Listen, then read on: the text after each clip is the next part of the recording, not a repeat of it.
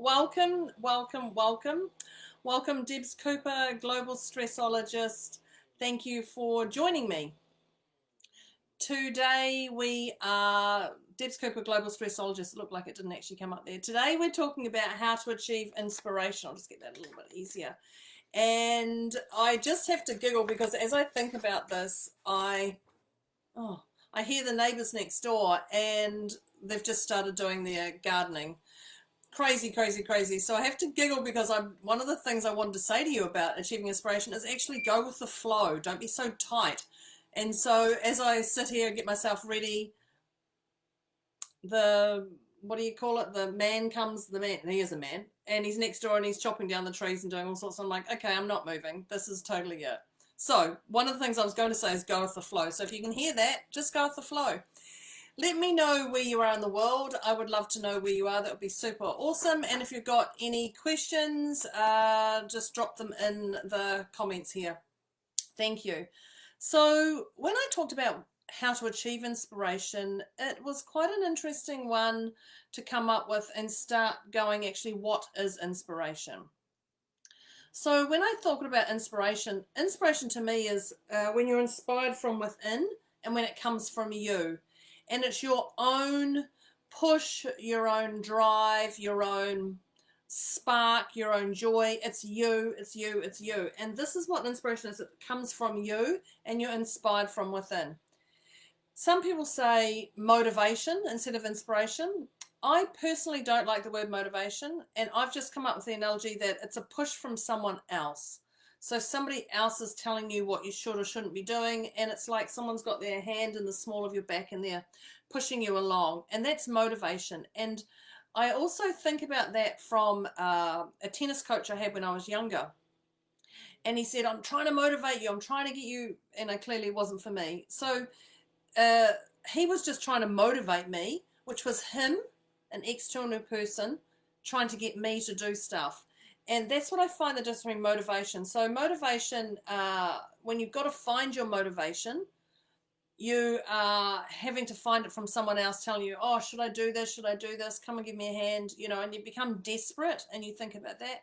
But when you're inspired, it comes from you. Your shoulders are back. You're like, yes, I want to do this task, this thing, go see somebody, whatever it is. And that's what I'm talking about, the inspiration. It's a different than motivation. I'm motivated to run this marathon. Yes, okay, you're motivated, but are you inspired about doing it? And you know the difference between people when they're talking is the shoulders are down a little bit, but when they're inspired, their shoulders are back, their chest is out, and they've got a real lit up face in what they're doing. And you know those ones we're talking about. So today we're talking about how to achieve inspiration. And so when I think about how to achieve it, there's lots of ways I'm going to show you. But one of the things is think about what gives you a spark, what lights you up, what gives you joy, what makes you go, wow. Is it talking to somebody? Is it listening to a podcast? Is it jumping on my Facebook Lives? Is it a task you particularly love doing? Is it driving? Any of these things. So what actually gives you that spark or that thing that lights you up, gives you joy and gives you that drive? That's an internal drive. So for the last 3 weeks I've been touring a little bit, and it's really interesting how many hours I have clocked up in the car driving. Now, long distance, there was one that we did over 1,000 Ks in one day. That was insane. But anyway, I'm not even talking about that one because that was definitely a crazy moment. But when you are inspired about doing something, it's not really heavy. And when I talk about that, it's not heavy, it's not hard on you, it's not weighing you down. And when you're inspired, I talked about you're alive and you're enjoying life. So when you think about that, in that driving, there was moments where I was inspired about driving. There was moments I was taking photos, I was taking in the beauty, I was looking at the cars on the road, I was looking at people, I was analysing what was going on in the cars when they're coming towards you. You could see some people. And so I was inspired about that. And then there was moments when I was like, oh my God, is this ever going to end? And I could feel myself going down heavier and heavier in who I was and how I was going about this. So it's really different to see the inspiration from within, which is yours, or motivation. And if you're driving, that was something that I didn't think about, but there was definitely moments of, oh my God, are we ever going to get there? Is this going to happen? Is the music this? Is the conversation this? Etc. And so I want to let you, and the reason I'm saying this is you cannot be inspired 100% of the time. You can't. There is no person on this earth who is high and inspired and alive and has a joy and a spark 100% of the time. For a start, you sleep for 5 hours, 6 hours, 7 hours, 8 hours, 10 hours, whatever. So you're not inspired when you're sleeping. Your brain is shutting down, your body is relaxing. So there's a moment then. But you cannot be inspired about every single thing in this world 100% of the time. If we take out the sleeping, you cannot be inspired. So that's what I was saying to you. So if you're wanting to achieve 100% inspiration, forget it. It's a fantasy. It's a belief system that you have that you're only going to get burnt. And the more you believe in this, the more you're going to get that broken fantasy or that belief system, because you can't be inspired 100% of the time. No. If you want to debunk me on that, go for it. Let me know. Put them in the comments or wherever. Send me a private message. I'm all for that. I'll happily do a Facebook Live with you if you want to do that and batter out publicly, because you cannot be inspired 100% of the time. And I just find people just go, yeah, you can, until I show them where they haven't been inspired about certain things. So I had to get that out there to you. So by doing things important to you, not others, and when I say not others, others telling you what to do, like my tennis coach, trying to motivate me. And the word was clearly trying. Like, he did a great job, but clearly not enough, because I don't do tennis now. In fact, I have no desire to do tennis. So, but that was for me to do and for me to be inspired. So by doing things that are important to you, really you, all of you, not others, is where your inspiration is. And when you provide a service for the greater good, like when you provide a service for the greater good without expectations of a return, that it's going to come back to you, that's when you're inspired. So I love doing Facebook Lives. I love talking about anything stress related, anything mindset related, spiritual, finances, business, family, connections, the whole lot. Love, whatever. I'm here to talk about that. I love talking about that. To get me on camera to get my setup and everything, I'm like, oh, but I love doing it. So that is a difference of inspired or motivation. So inspired, yet again, I love doing that, and I'm providing a service for the greater good without an expectation of a return. So it gives you an example of what I'm talking about roughly. So there's a couple of things that you have to be aware of, because every day can be different. If you've got the same task today, so say my videos that I do every Friday, every week they can be different. Well, the topic's different of my inspiration, because there's my physical, which is my sleep and my food and my drink and my cute little coffee cup, and those things, and my water. Then there's your emotions. So what's going on for you emotionally? Are you centered and balanced and poised emotionally? So this task each week for me, well, it's not a task, I don't see it as a task, but can cause emotions, because each week's different. So the other thing is your mindset, your mental. So do you have too much clutter in your head? Is there so much getting you down that you're not going to be able to focus on what you're doing? Influences, the people around you. So others' opinions or moods, and how you allow them to come into your bubble. That's another way. So there's 4 things that I just talked about, which is your physical, emotional, mental, and your influences. And they are really important to your inspiration, because if you don't have them in order, you're going to have chaos. You're going to have problems. So each week I do these videos. It also depends on how inspired I am from those things. So just check in with yourself. See if this is natural for you to do this task or not. So when you have a list of things you've got to do, here's the steps you've got to, I'm just going to have a sip here. Here's the steps you've got to do. Not take a pause and have a cup. So write it down. Get that shite out of your head as quick as you can.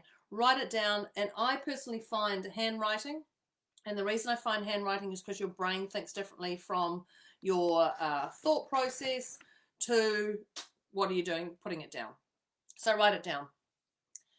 Is that all? Have a look at the list. Is that all? Make sure you've got everything written down. Even the small little tasks that are going on in your head, put them down. Put them on your notes if you really have to in your phone. Once you've done that, double check it again. So we've written it down. Is that all? We're actually double checking it again, which is actually a triple check. So you're just checking it again to make sure it's all out of here and onto here. Then you're going to look at delegating. Now, when I talk about delegating, you're going, who can help you? Who can help you to do this task or this job or whatever? Who would love to do it? Now, there's two things in that. Who can help you and who would love to do it? You must have them in alignment. If you give this task to somebody and they don't love to do it, you're going to have to keep motivating them. You knew I was going to say that word. You have to keep motivating them to get them moving. So, who can do it and who would love to do it? They have to be the same person. Then you ask them, hey, and you can ask them however way you want. Hey, I would love some help to set up a shop. You know, are you available at the weekend to come and help me set up and do some displays? There's going to be we're going to have some good music and it's going to be away from your kids, or whatever you want to say to them.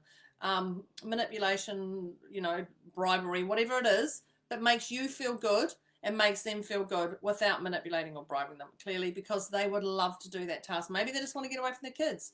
Maybe they do love setting things up and displaying amazing things. I know in Sydney there's a lovely woman, if I ever wanted anything displayed, she would definitely be the one to go to, because she frickin' loves what she does.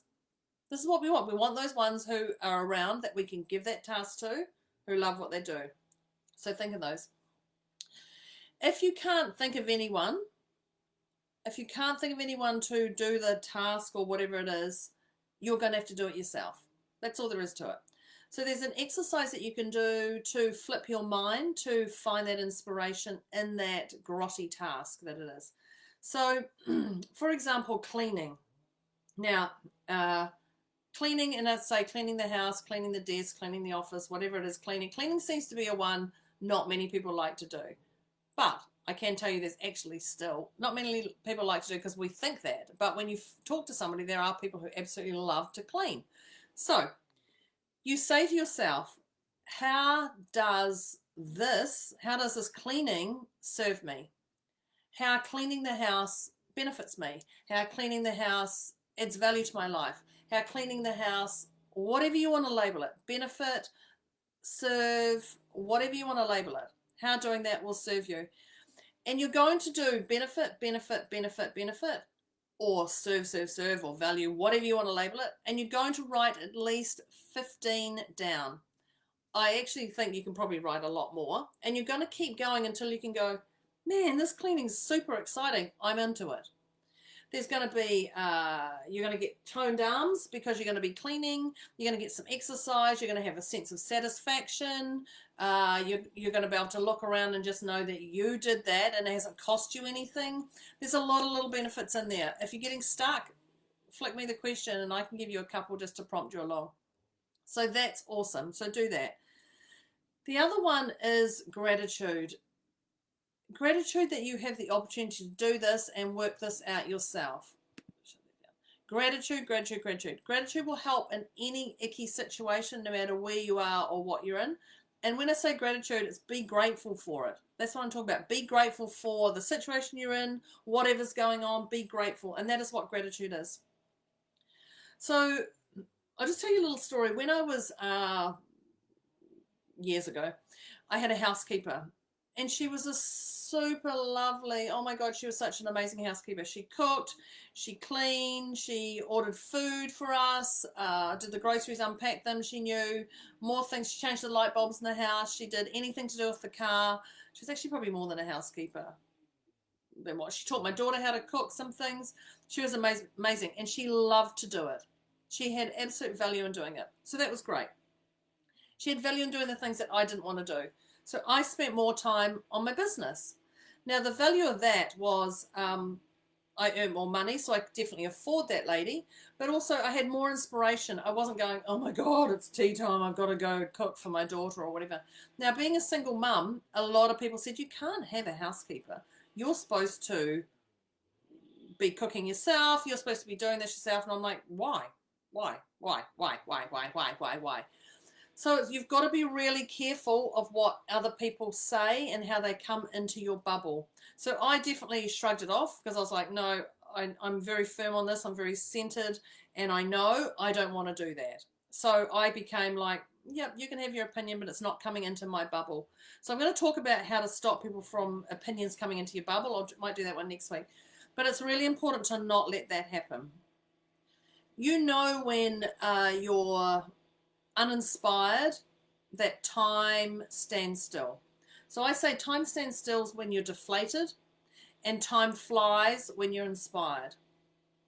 So when you're uninspired, time stands still and you become deflated. But when you're inspired, time flies. So when you think about that, what do you prefer in your day? What do you prefer in your tasks you do when you communicate with people, when you do things for others or yourself? What do you prefer, the inspired and alive and functioning, or do you prefer the deflated? I know what I would prefer. So that is me over and out. I've got an exciting weekend happening for me. Thank you very much for everybody for joining. Bless you, and I will see you next week. Let me know if you've got any questions. That's me over and out. Thank you. End.